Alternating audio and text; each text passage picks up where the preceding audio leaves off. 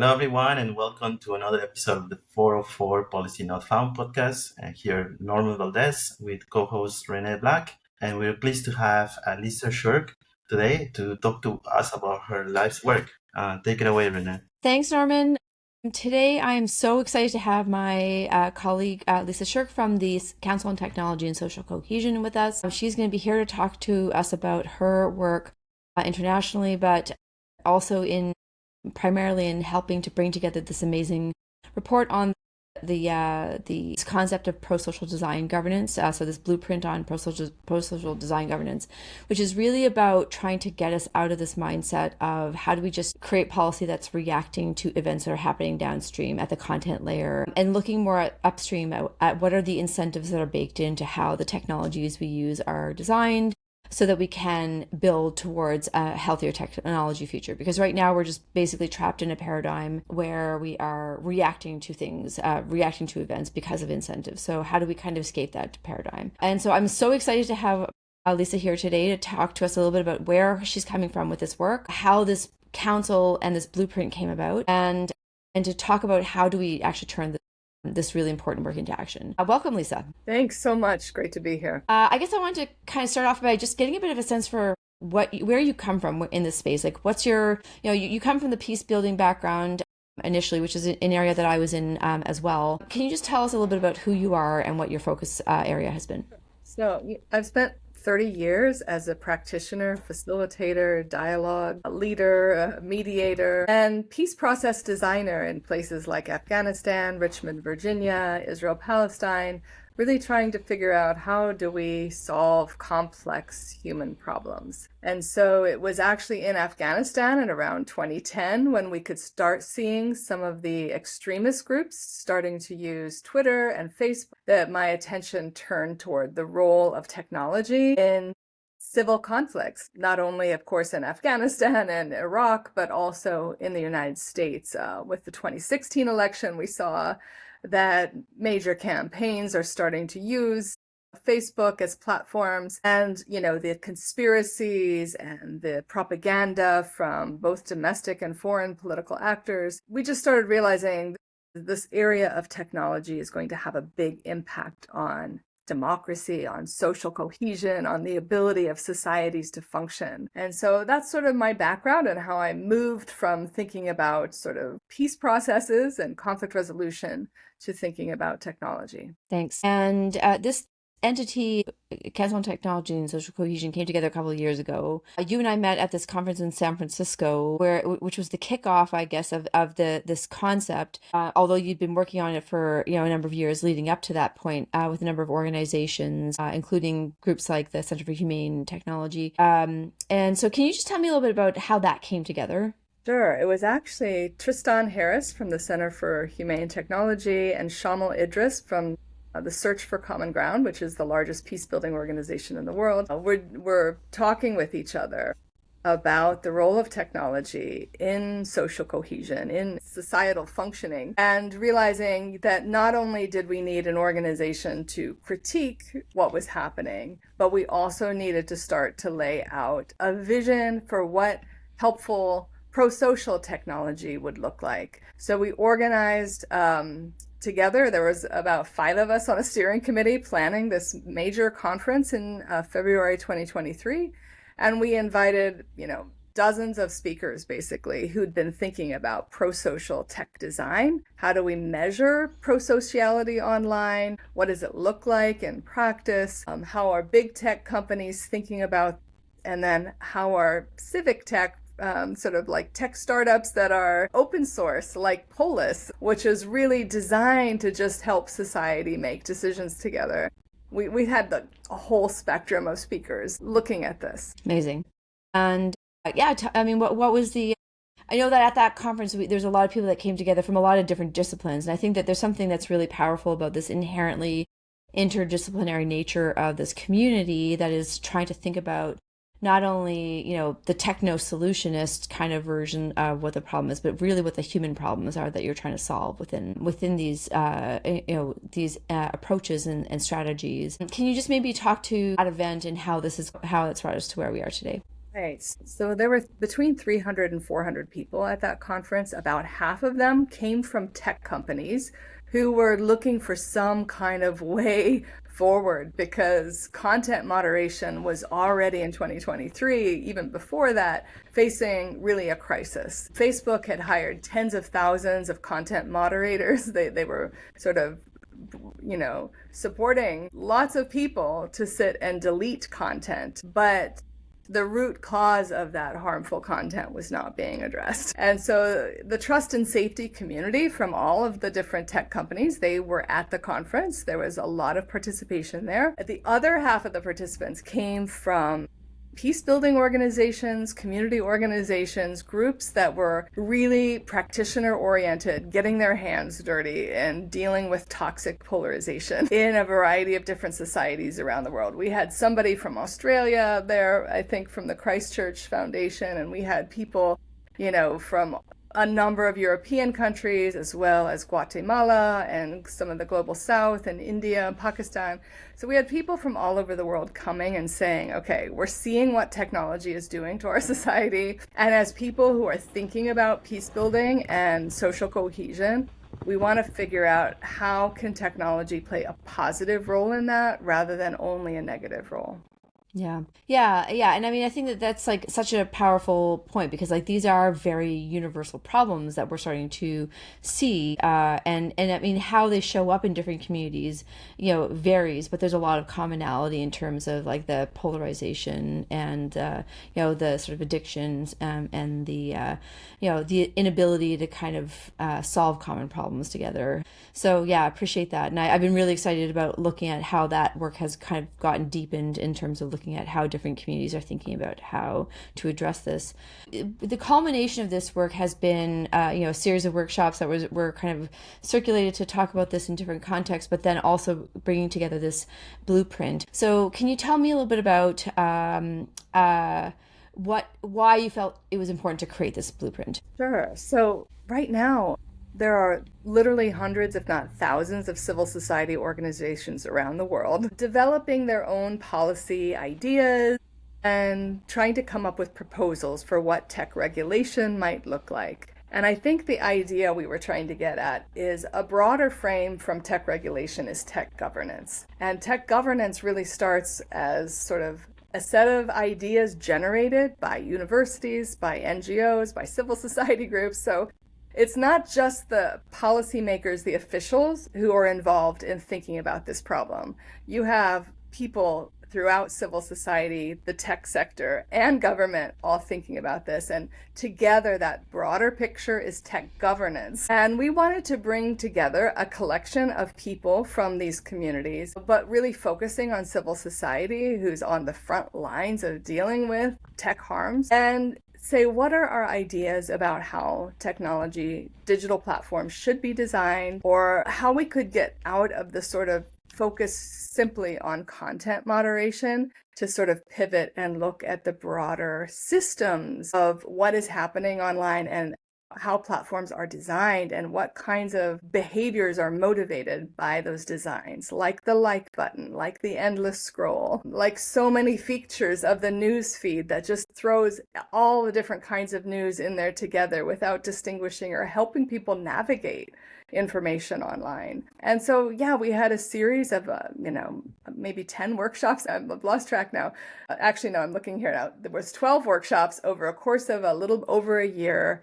Starting in Nairobi, several in Europe, in Canada, the US, and we really tried to get a diverse array of civil society organizations, government, and tech people together to hear those ideas and explore together. I want to maybe take us directly into artificial intelligence, because I think I said before recording the episode that I'm more into that specifically. Recently, Geoffrey Hinton was at the AI4 conference in Las Vegas, and he's making headlines again because in there he proposed the idea that in order for humanity to guard off potential artificial superintelligence, we need to think of ways to do something now so that when AI becomes, goes beyond human, he proposes that, the idea of controlling AI is out the window and we shouldn't be thinking about that. But then he's thinking about can we create AI that it has maternal instincts, because otherwise, if we don't have something ingrained into the creation of AI systems with something in mind, such as in evolution, maternal instincts were evolved so that the human will take care of their child.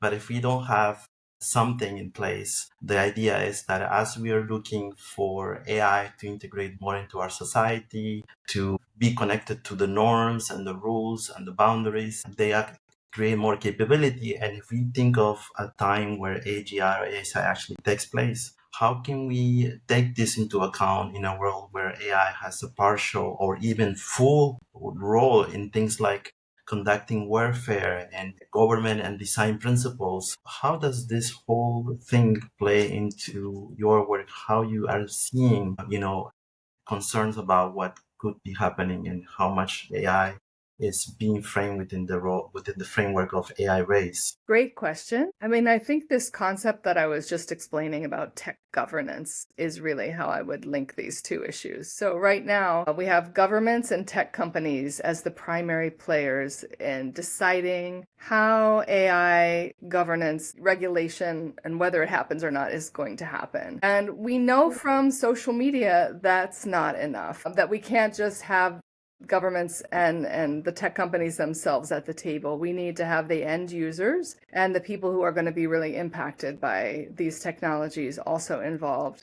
And this is where a number of us are talking about the governance of technology through technology itself. So using digital platforms, a type of platform that I work with a lot is called deliberative technology, and it enables large numbers of people to weigh in on policy questions so that people become informed of the trade-offs, of the diversity of different policy ideas out there. They have a chance to express their own experiences and their concerns and their needs and their interests. And, sort of you develop a set of governance ideas and policy proposals out of a large-scale conversation. And what I think really needs to happen with AI is that governments simply need to mandate that tech companies help to fund large-scale conversations about how AI is going to affect society and how it needs to be governed so that it does the least amount of harm and the most amount of good in the world. Does that make sense? Yeah, but I mean, I would imagine that we would want to not have that with any strings attached on how that would shape out, because we're often seeing that a lot of the times that technology companies are intervening, they're doing so in a way that's really containing a problem to one that they want to solve rather than the societal problem. Exactly. Yeah. We need to make sure that users are at the table. And I don't even like to call them users because it sounds like a drug deal, which is why it's such a weird word, right? So this is an addictive technology, is an addictive substance, you can say, like drugs are. And so are they clients? It's the whole world though, because it's not just people who use AI that are going to be affected. It's going to be all the people who lose their jobs by companies replacing them with robots, with AI. Yeah, ultimately for me, it really comes down to conflict of interest, because big tech, what is their interest? They want to make a lot of money, so they're going to advance capabilities because they want to be able to, like ChatGPT went from $20 a month with the Plus to $200 Pro. So that's already an increase. Yes. Keep creating more capabilities is always in the mindset, okay, how much more can we charge? And a user base is going exponentially from 400 million a couple of months ago to 800 million to 700 million ChatGPT users within the last couple of weeks. So, and then the government want to get AI because it's kind of like when the nuclear idea was in the place in the nuclear race. We want to get the nuclear bomb so that will be a deterrent, and basically nobody will mess with us. And now but a lot of people, including Geoffrey Hinton, would agree that now there's a direction where AI is being seen as the thing that we must be the ultimate leaders and possess ASI AGI so that we can once again use that as a way to create deterrence or power dynamics. And I think because of that, civic society and grassroots groups are actually best positioned to be the ones who set the guardrails and actually not just be included, but actually be in the driver's seat of these changes. Well, and I think, something that is also part of the blueprint, and I think part of this bigger context that you're talking about, Norman, is this concentration of power that has been accumulated by a handful of companies that are operating using kind of some pretty perverse incentives, because, they have to, there's this sort of, desire to expand the user base in a very significant way. And then once you have that user base, the network effect, and then it's harder for people to switch over to other platforms, and it becomes more challenging for new entrants to come on and have more contextualized and local conversations. But at the same time, you've also got this like surveillance economy that sort of has built out from it. So, and then having accumulated all this data and wealth and information capacity to surveil, you now use that data to train AI models, so you can actually really personalize targeting to people. And that's also very dangerous because, there's some evidence showing that you can actually change people's minds very quickly. So if that is not regulated, that is that feels like it leads to an extremely dangerous place, and that capability is here today. So I guess just a follow-on question to you, Lisa, in that vein is, how do we think about this concentration of power problem? How do we think about how to maybe move towards more, contextualized and nuanced conversations? Right. Part of the challenge here is bringing the public along with us, because this is all moving so fast. And for those of us who study technology 100% of the time, we can't even catch up to the AI developments week to week. But I think the primary thing for the public to realize here is that no technology design is neutral. So all of the platforms are geared toward achieving some kind of social outcome, whether that be profiting. So an addictive behavior is a social outcome, and that's addictive behavior of returning and watching more ads and adding more content. That's a design choice that many of the big companies have made to design their platforms to sort of optimize their profit. The civic tech is designed for different outcomes, for supporting democracy, for supporting public decision making. And I think, this is the major idea of the blueprint on prosocial tech design governance that we're trying to get across, is that we really have to focus on the design and helping the public recognize that they're not on a neutral platform. The platform is guiding their behavior. It's like a silent pilot that is steering what they can do and what they can't do. I think that's a very fundamental, basic thing that most people can kind of understand. Sort of moving away from thinking of technology as neutral to recognizing the social engineering that has gone into it. Mm-hmm. Yeah. I think also too, there, you're sort of alluding to also the fact that there's a bit of a philosophy that kind of underlies this as well too, because like it's very much a California US free speech kind of ethos that's kind of driving a lot of this, which is actually not the dominant philosophy in a lot of the places in the world that are now basically absorbing and dealing with the consequences of a platform that does not actually kind of operate within how their own sort of cultural software would operate too. So any thoughts on that? This is why having a global conversation is so important, and the Council on Tech and Social Cohesion is really trying to highlight the voices from the Global South and also just the ideas for tech governance emerging from the Global South. So one of our colleagues, Devika Malik from India, basically did some interviews in the Global South looking at all the ways different countries are trying to manage this problem. And I really do think sort of outside of North America, we might see the most creative design-centered ideas for governance that fall somewhere, in between China's model of government control and surveillance versus sort of the free-for-all profit-centered. So countries are sort of recognizing there's pros and cons to all the major models for how Europe and China and the US are dealing with tech regulation. And in the Global South, I think, it's important for us to keep our eye on what they're doing, what innovations they're creating tech platform-wise, but also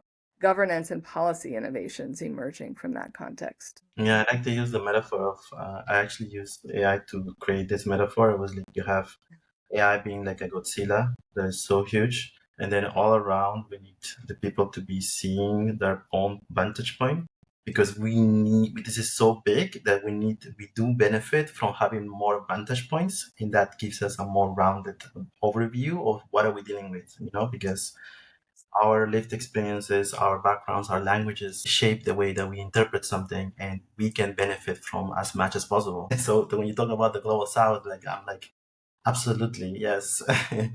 One question just to follow up and also to take advantage of the fact that you have so much experience in this, and we are, just to put it into perspective, it's like Renee and I are trying to raise alarm on this ideas of systems thinking. So this curriculum that Goodwill has created that we're supporting, don't say like we find it super challenging, but like in terms of engaging like leaders and communities and the grassroots of this, from your experience, what are the ways in which we can learn from you to actually make that possible? Because you seem to have been able to engage different groups so successfully. Like, what is the ways in which one can go about doing that? Is it like going to conferences? Is it like engaging in social platforms? Like, what is the key here to ensure that we are actually getting more of that co-creation, co-collaboration that we require now?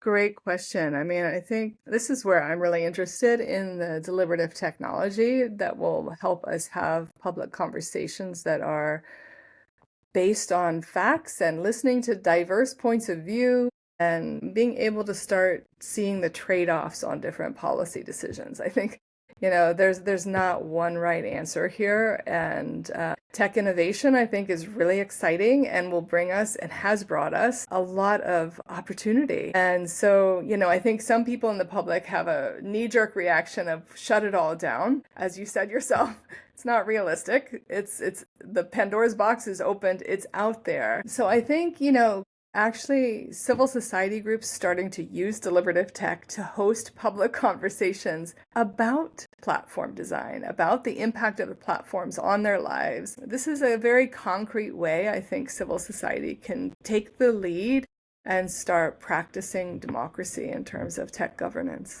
Yeah, no, I think that that's great. I do feel like there is a need for, like, on the one hand, right now, I would describe what we are experiencing as like platform gaslighting, in the sense that, like, the companies are basically saying things like, we're just giving people what they want, but that's like, there's no distinction between our aspirations as humans, our agency to decide how, what shows up in our feeds, so it sort of ignores all that. And then we're also kind of constantly put into these narratives of you have to get on board or get left behind.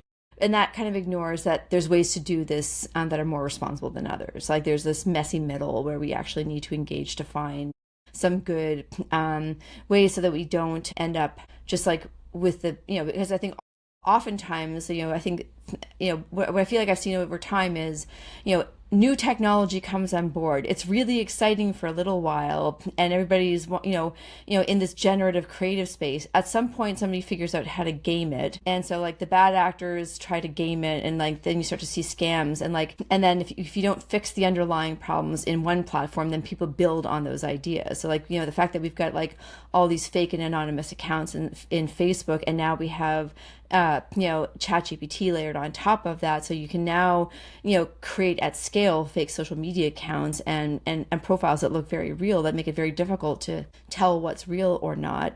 It's sort of breaking down our understanding of like who we're talking to and if anybody is real, and this idea of like social trust. So like I guess where I'm kind of going with all of that is and all that is making it actually harder for us to kind of regulate. So it does feel like if we can bring the human back into the conversation, talk about the human problems, make sure that we are actually having those conversations with real people that are in a place that has a policy mandate, then we can actually start to kind of bring that about, rather than just basically trying to place the burden of needing to navigate all those problems on users. So, but what kind of, I guess, in terms of like deliberative processes, but there's also concepts like red teaming and violet teaming, where you kind of actually bring people into understanding what these issues are. So where do you see some other really interesting opportunities to build capacity to help people understand what problems need to be solved? Well, the way Finland does this is digital media literacy at every level, starting in kindergarten. And I think that is the only solution. We needed this before actually the internet, because the traditional media also has many problems, as we know. And people really need to be well educated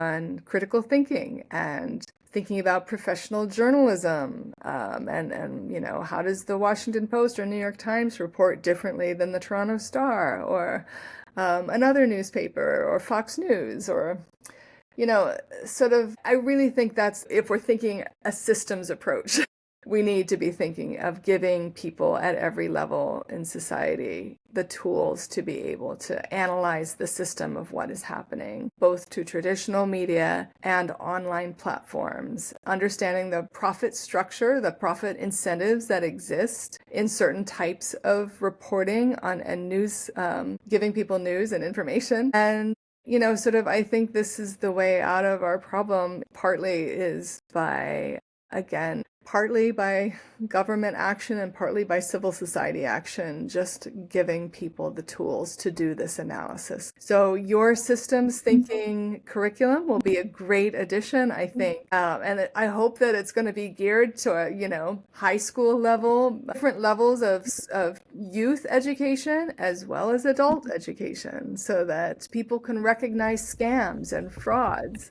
and misinformation, and to know how to also respond online when they see something hateful or toxic, giving people some basic communication skills for how they can interrupt that or call it out, or not just be silent bystanders as migrants or LGBTQ are attacked and harassed online. Yeah, I mean, I think that's, I mean, we did our first pilot of the curriculum in May with 30 educators at a high school in Surrey. And the idea was like, how do we equip like, yes, I mean, it's good to have computer science teachers and all that. But like, actually, the people who came out who had some of the most interesting engagements were English teachers and gym. We had a gym teacher there, which was like not who I expected to be showing up at this session. But they had issues around like some of the incentives that were sort of driving the apps that were sort of tracking people's health as well. And so like, it's just a good reminder that like these issues show up in everywhere in all parts of our lives. I sit here at the University of Notre Dame, and on our campus, we're doing AI ethics in every discipline, basically, really trying to make sure. And it's actually the English teachers here also who have a really good grasp on how to teach AI ethics and teach digital literacy. Yeah, so we've seen very interesting movement around countries mandating AI literacy, right? So we had the US, UAE, China. And actually, there was one thing that I didn't realize, and I wasn't looking actually deeper into this. One of our co-hosts is not here, Alex Dwight, he pointed out like, hey, you guys, China did this literacy thing mandated, but did you guys know that like systems thinking, there's actually within the parameters of how the Chinese government is actually thinking about this AI literacy? I was like, oh, very surprising. But then that makes you think, what kind of systems thinking angle are they included in there, right? And then the other comment is about, we're saying like we do need to do this training, the systems thinking training, but like for critical thinking, yes. But then at the same time, there's research and there's indications out there that AI is actually replacing people's critical thinking. I think there was some research by Harvard or something. I forget what it was exactly, but there were some indications because how AI is being used up to in university setting to write essays, which is one of the ways in which students would engage in critical thinking.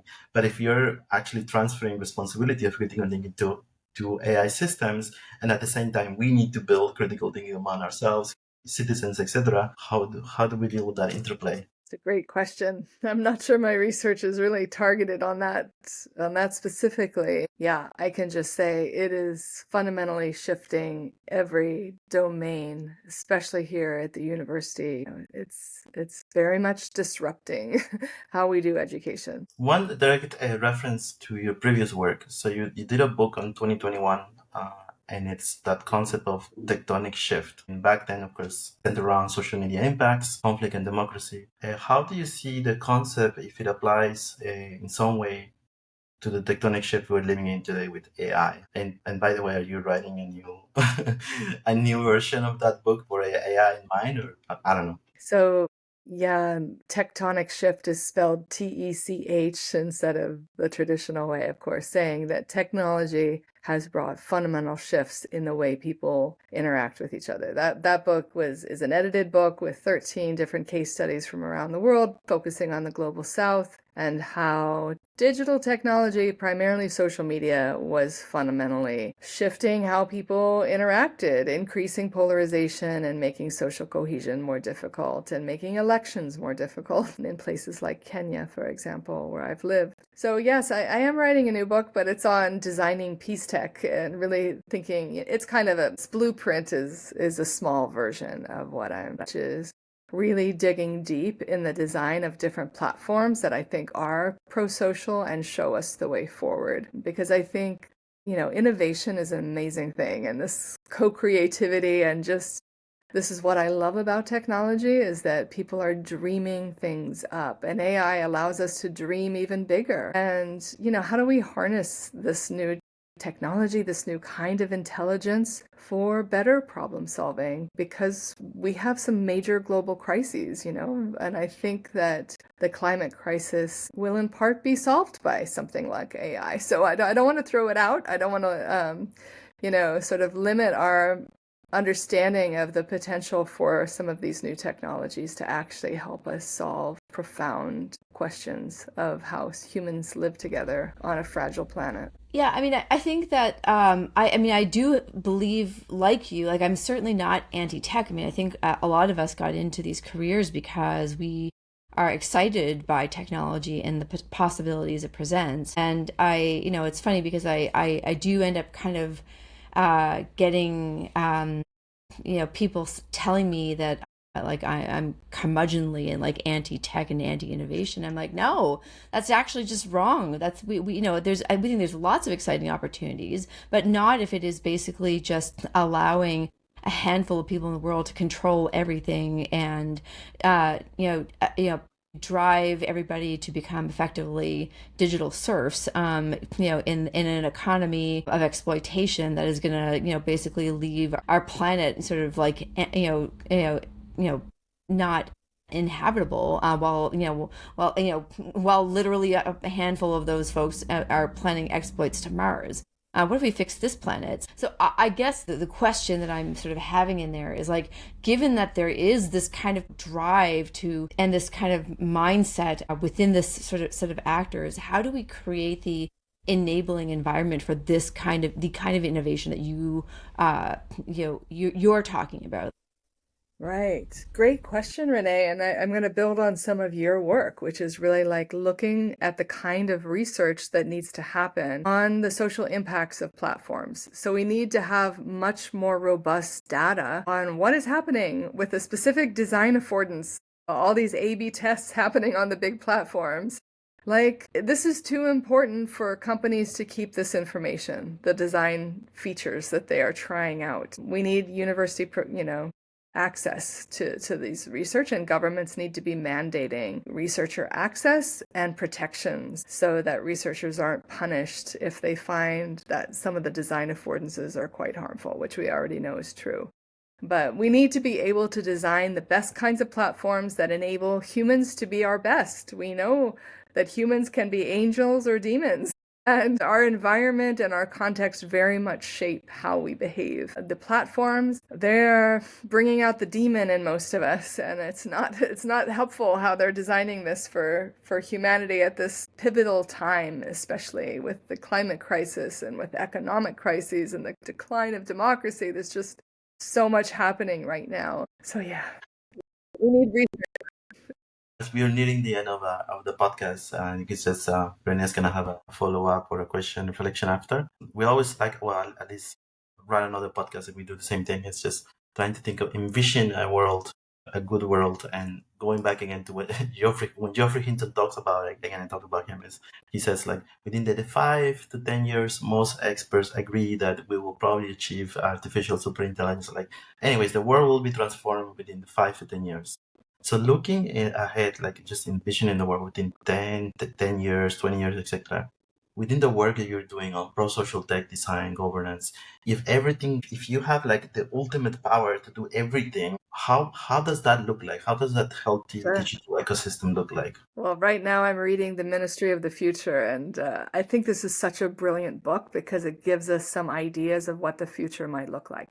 What if AI helped us, each as individuals, play out what our life is going to be like in 5 years, given the climate crisis, or the continuation of vulture capitalism? What if we could actually see what our grandchildren are going to have to live with? So I think that superintelligence allows us to actually give people, an insight into what the future of the world is going to be like, given the effect right now on the melting glaciers, the rising seawaters. So there's so many things that people have a hard time imagining. And I think what AI can enable us to do is to show people what will happen to them and their homes and their children and their grandchildren. And we just need to make this crisis that we're in a lot more tangible for people. So that's what I'll leave you with. Yeah, I love that book, and just like and this, there's this broader kind of category of speculative fiction, because so many of the stories of like the future are these sort of doomsday scenarios, but there's also there's also people who are trying to and ask these questions of what it looks like when it's better, and then that one sort of grapples with, okay, yes, there's been this big disaster, what do we do now?